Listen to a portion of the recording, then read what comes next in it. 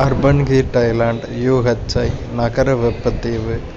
An urban heat island is an urban area or metropolitan area that is significantly warmer than its surrounding rural area due to high concentration of high-rise concrete buildings, metal roads, sparse vegetation cover, and less exposure of soil.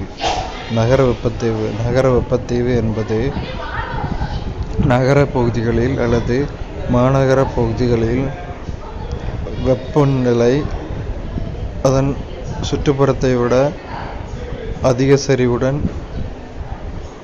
அதிக உயரத்தில் கட்டப்பட்ட கட்டிடங்களாலும் சாலைகளாலும் தாவரங்களாலும் மண்ணின் குறைந்த விகிதத்தாலும் காணப்படுவதாகும்.